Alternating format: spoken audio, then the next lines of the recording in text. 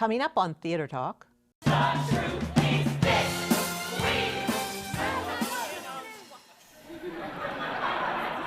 and gentlemen, it was at this point in our story that Charles Dickens laid down his pen forever. Theater Talk is made possible in part by the CUNY TV Foundation.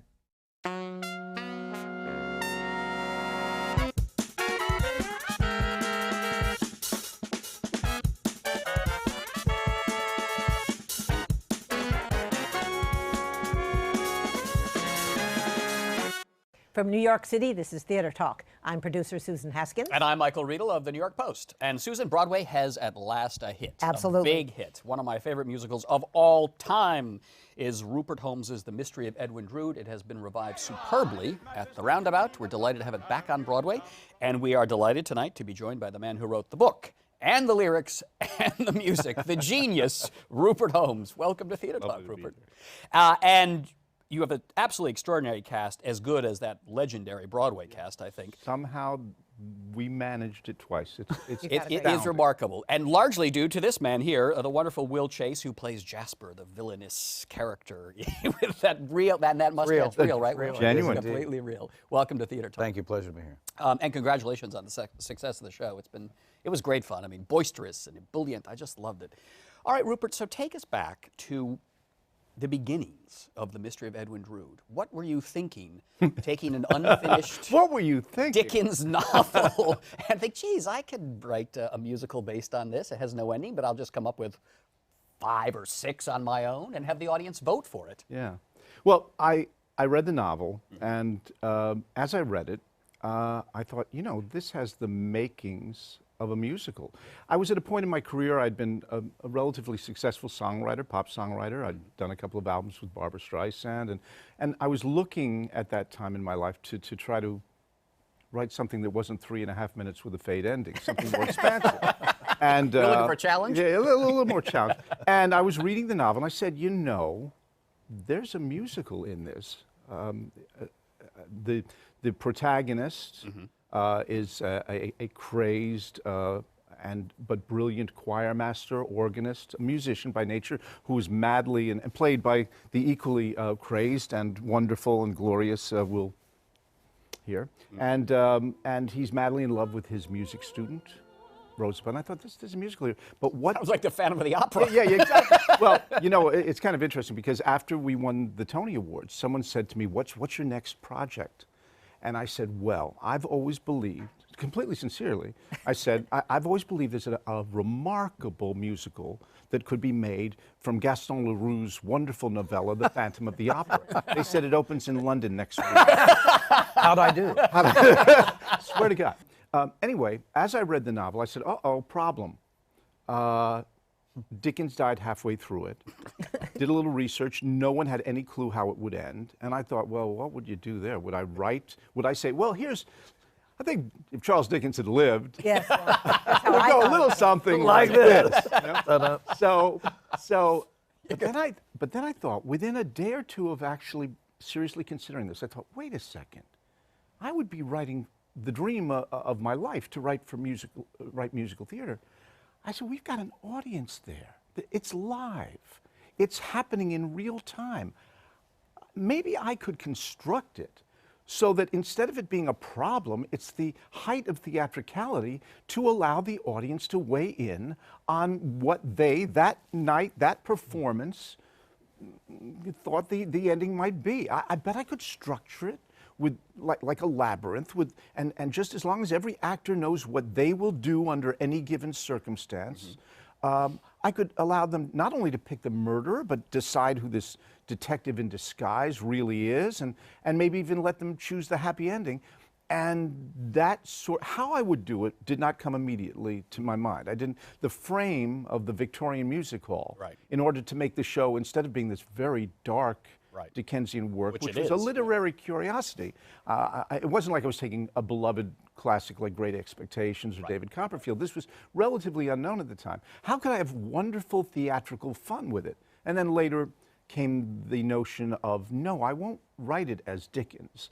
I'll create this music hall company a little bit and overambitious and definitely hammy as all hell. Oh, yes. And Hello, Will Chase. licensed Look to at me. steal. Licensed to steal. Yeah. And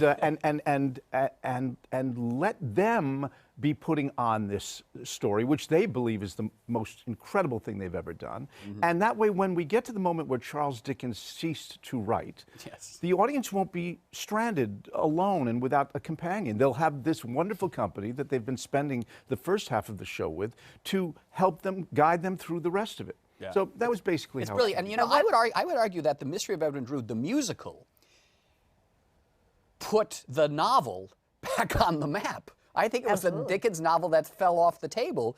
And when I remember listening to the cast album, because the original is a fabulous cast album. I want to talk to you about that in a minute. But I went right out and I bought a book I'd never heard of called The Mystery of Edwin Drood. Yeah, first of all, it's wonderful to see high schools putting on the show and that they all have their copy of Edwin Drood. And I think there's no way on earth they would have ever read this book, ever. Then I have the fun of saying, oh, by the way, your character's not in there. Because I took some liberties. Now, Will, did you, like me, grow up? Did you listen to this score Constantly. as a kid? Yeah, I mean, it's one of those cast albums that if At you the love end of musical high school, theater, college for me, I listened to this. We were talking about. I think I was listening to March of the Falsettos. That at the same time, I thought if that's what Broadway is, that's really cool. You And know? you're so young. And thank you. listening to Sigmund Romberg. But listening to that original, you know, there's so much you don't know still just listening to the thing. Yes, and, yes. and there's a moment on the CD when George says, and now at the moment, this is the moment when your CD you can change it. And like, what, really? I can push which burger I want? But listening to Howard McGillen sing that stuff, Yes, you know, Howard. I thought if I could have a voice like that, Yeah. and I was a percussionist at Oberlin. I wasn't even a singer, but I had kind of, you know, steered that way a little bit, and I thought, man, if I could sing like that, and just Jasper's stuff, man, could go quite mad, and his confession, I thought, man, that's great big sound, and I absolutely fell in love with it. So, Rupert, you have a wonderful production directed by Scott Ellis. Brilliant Just brilliant production. But I want to go back to the 1985 production of the Public Theater. Sure. And your original director, Wilford Leech, who also won a Tony Award for this. And amazing, brilliant man. It was my theater teacher. So, what was his contribution to the piece? You were saying that he was your teacher. He was my teacher, Well, yes. he was my teacher as well. Yes. And what was wonderful about Wilford was that this was the first thing I'd ever written for theater. And I didn't even know how long a musical play, how long the script should be, you know. I know that when there was a day where I stood in Joe Papp's office. Yeah, because it was done at the Public Theater. Yeah. Joe Papp took the phone off the hook, and I performed the entire musical alone, just with accompaniment on cassette tapes that I'd made, and performed the whole thing. And that took about 3 hours and 15 minutes. and I volunteered to cut a number. How gracious of you. Oh, so generous. But Wilford was amazing. First of all, he was just amazing to begin with. So creative and so warm-hearted, as was Graziella Daniele, who was the choreographer. And instead of saying, all right, young man, just if, you know, we've sort of done this before, so you might want to sit over there, and, you know, we'll love to see you on opening night. I would come in with, I would write something that I didn't know you don't do. It's like writing 3 production numbers in a row without any time to change costumes, or for example, writing Jasper on stage for almost all of Act 1 and not giving him a chance to get a glass of water or make an emergency visit to the bathroom, right? Yeah.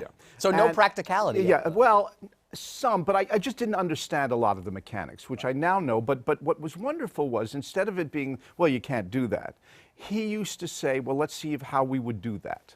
And part of what makes the show, the original show, and now realized so brilliantly by Scott Ellis, is that it contains a lot of stuff that's a little giddy and a little off-center, and like the conception of the piece itself. The moment that I thought of framing it as a Victorian music hall, I also thought, wait a second, Edwin Drood is the epitome of what we call principal boy, of that role played by women in Victorian England, thigh slapping, oh yes, I'm Aladdin and I've come here to, always boisterous and optimistic, and hello boys and girls and all like that. And I said, we could have a woman do that, and that would mean that her first number in the show, where she vows what a brother she is to John Jasper, is two kinsmen more than brothers, sung by a baritone and a soprano.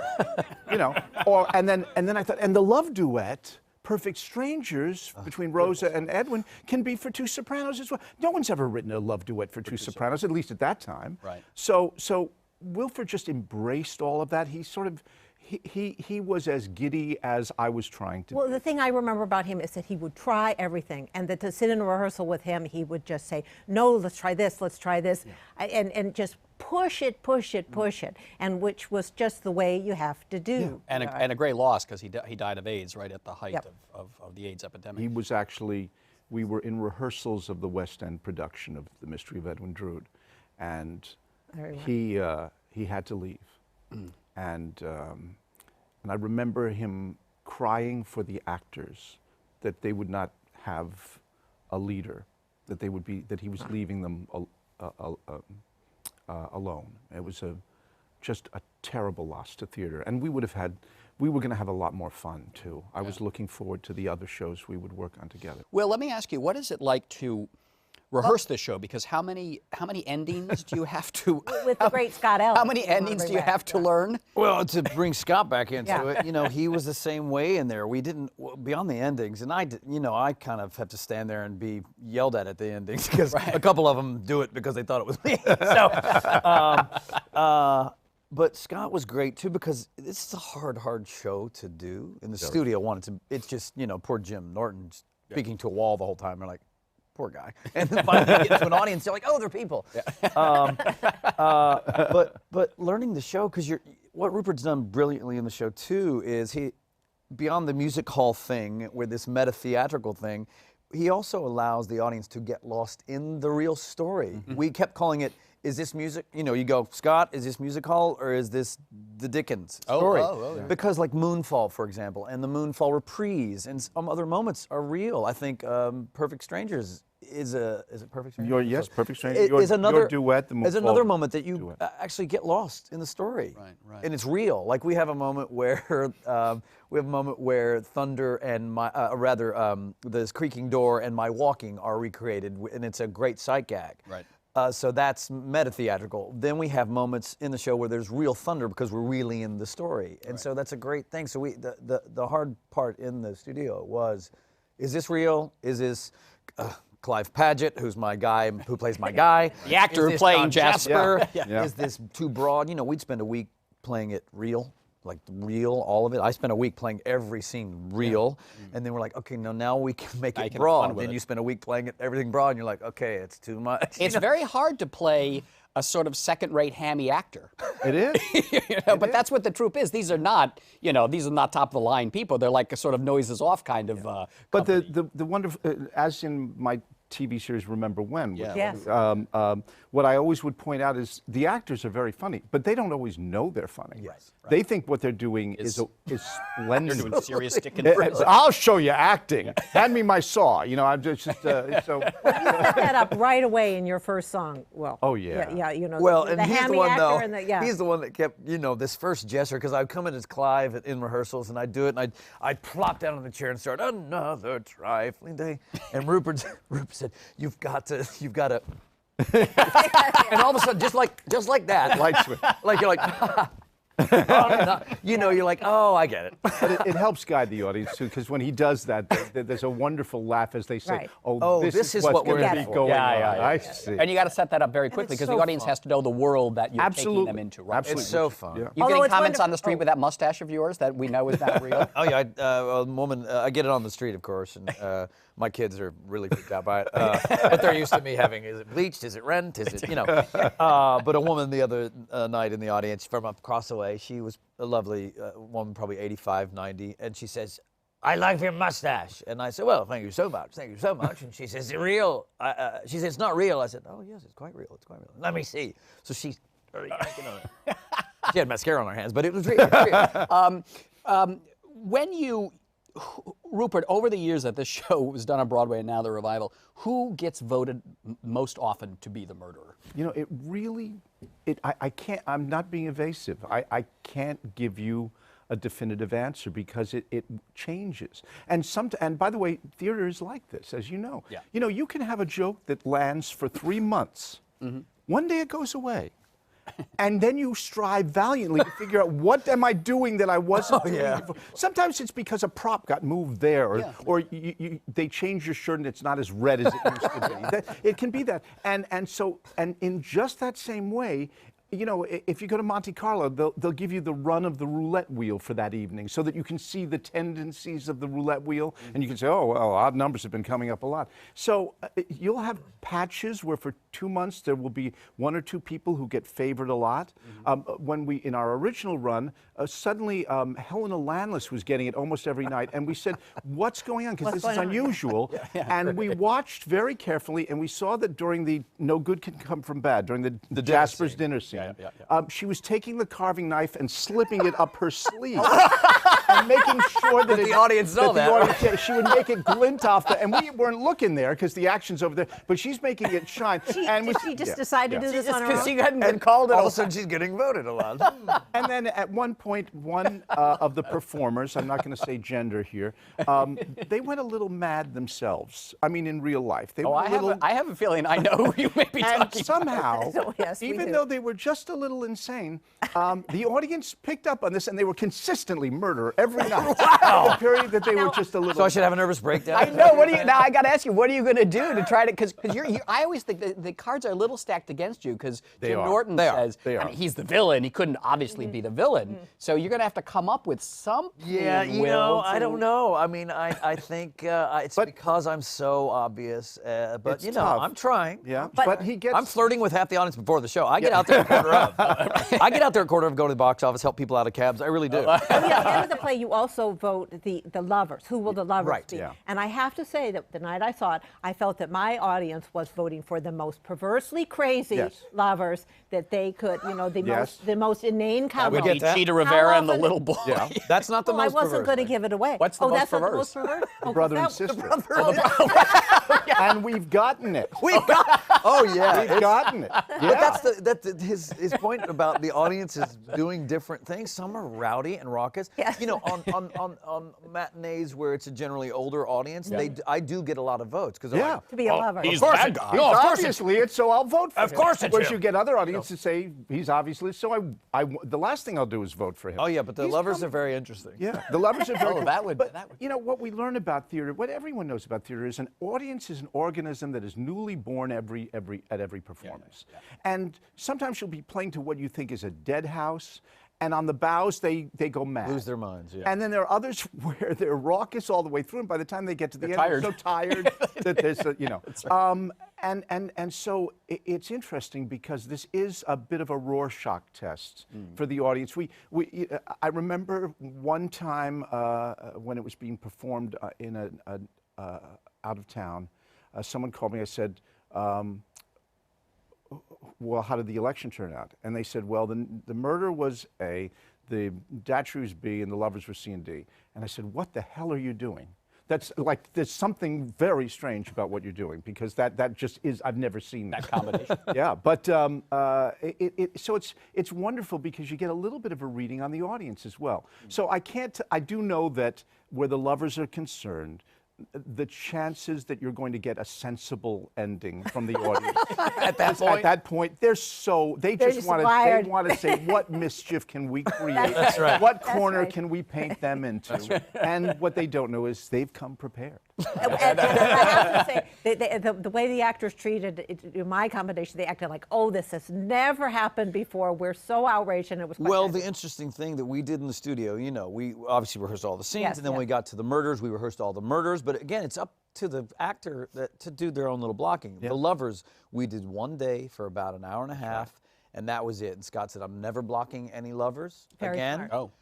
So you guys are allowed to ad lib a little bit? with the But we can ad lib lines a little bit. He'll even show up with, a line at your dressing table. I've written a couple new ones. But we really are having fun listening kind of for the first time. Does Scott come and give you business on that, or does he just leave? Not at all. He said Wonderful. it's up to you guys. Oh, brilliant. And you can, and the audience sees us having fun, and But I have this incredibly creative cast Yes. who are coming up with some of the most delicious bits I've ever seen on set, and it's a delight for me. Now, for the murder, I voted for Greg Edelman's character. Yeah. Chris Sparkle, yes.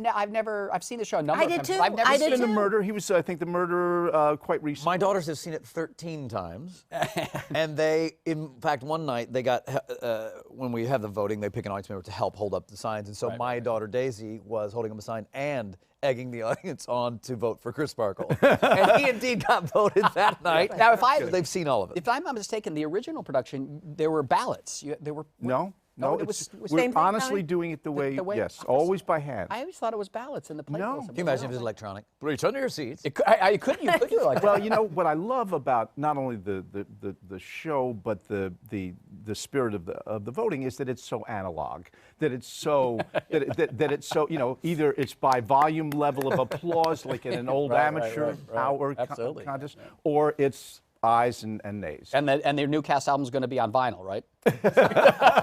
Record, I believe they call No, it. actually, the cast is just going to come to everyone's home and sing it That's live outside. It's like caroling. It'll be, hi, we're the cast of Edwin Drood. We'd like to do our album. Never heard of it. Before we wrap it up, I have to ask you about an actor I just love, George Rose, who was the original Master of Ceremonies and who died horribly murdered down there in the Dominican Republic. What was he like? Because he's kind of been a little forgotten, I think, and he was such a wonderful Shouldn't be. character. First of all, he won the Tony Award for Best Actor in a Musical in this role. Yeah. And he had won the Tony for the Best Supporting Actor in Pirates of Penzance, I believe, just before that.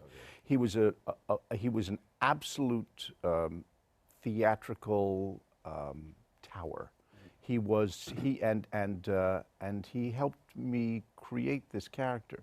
What I must say, and this is true of all the cast, though, is that of our current cast, is I was saying the other day, it's like I never thought that I would be able to see a cast like the one we assembled for the very first production.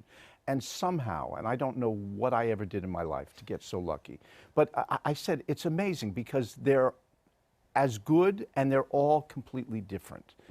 And I said, it's like I got DC Comics the first time and Marvel Comics the next time. And I've got Superman and I've got Spider-Man. Yeah. And Got Levinson one time and Link the next time. Well, absolutely. So you got Jim Norton and Cheetah Rivera? Exactly. And I'm saying that Jim Norton has found a completely different identity for that character. And I thought it would always be George Rose would be unique to it. And I'm not taking anything away from George. No. But I'm saying Jim's found a whole different side to that character. And it's just as endearing and warm and gorgeous. Same thing, he says that he listened to Howard McGillen and aspired to that. They're both absolutely out of control brilliant, but Will's version of it is just his own invention. And even on a thing like when Jasper sings his confession, he's found a whole new, it's like I'm hearing it for the first time. And again, nothing against... When you were casting this, did Scott Ellis have in mind people, or who was the casting director on this? Jim Carnahan. Jim Carnahan. Did he really bring in, did he bring you in as a candidate, or were you on the mind of Scott Ellis already? I mean, I think I was on the mind. I think this was... Absolutely. Yeah. He came in, and I had the luck to work with him on Robin and the Seven Hoods at the Old Globe.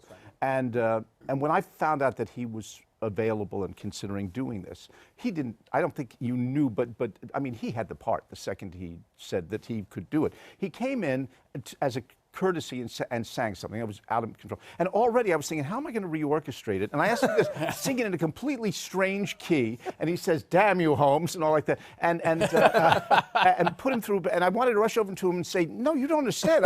We're already in rehearsal." And you can tell how much fun you guys are having. I mean, Yeah, I mean, it's... you're just hamming the hell of it up. Yeah, and I to love it. engage an audience, because you're not supposed to, you're supposed to, whatever happens, and this is what it is. So, I often write certain things on my dressing room door that I probably can't say on here. But, kind of like, don't worry about the audience. Yeah, You know what I mean? don't pay. And But- this is kind of like that. You get to go, oh, I mean, especially my character, I'm checking out the audience. Yeah, absolutely. Flirting with the audience. So it's kind of, it's a kind of It's fun the thing to- opposite Yeah, it's of so all that you've been taught. I mean, the opening number of the show is most opening numbers of musicals are, if they're about this is our evening, or our here we are, or a curtain up, watch us, or we're going to be great tonight, or let us be this. And the song is called There You Are. It's the absolute thrill of the cast you actually showed up. Oh my God, we get to sing songs for you. I don't know what to do next. Right, right. Well, of course, I mean, the collaborator in The Mystery of Edwin Drood and the character who's not listed in the playbill is the audience. Absolutely. Yeah, absolutely. Absolutely. It's a terrific revival, The Mystery of Edwin Drood. Wonderful performance by Will Chase as the villainous Jasper with those fabulous mustache there. Thank you. And a brilliant musical written by Rupert Holmes. Thanks a lot for being our guests tonight on TV. Pleasure. Thank you. Thank you. I've seen girls from gutter families trap rich men with flattering ways, and their cool call past the jam fleets on their nuptial breakfast trays. In my dead, in bed 11, sleeps a bleeding hypocrite. Spends his days eyes cast to heaven, spends most nights among that that just popped right out. I am so sorry. That will never, ever happen again. Thank you very much. Now, where was I? Oh, yeah.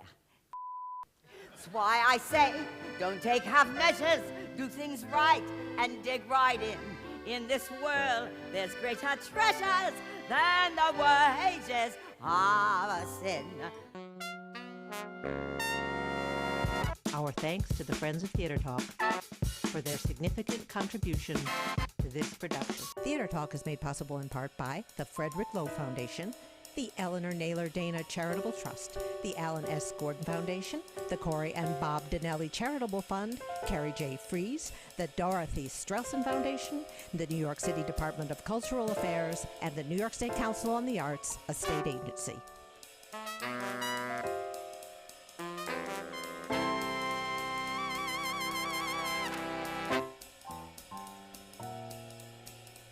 We welcome your questions or comments for Theater Talk. Thank you and good night.